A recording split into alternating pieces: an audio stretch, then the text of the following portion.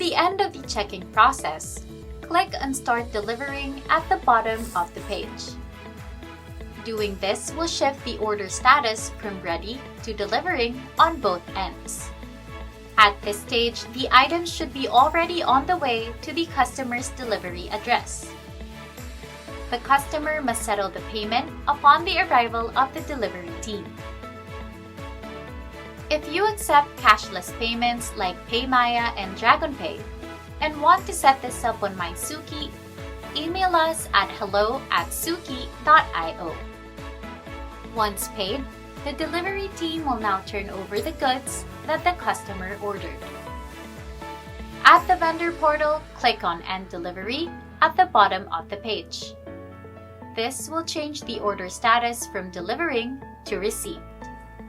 For more information, please refer to our documentation docs.suki.io.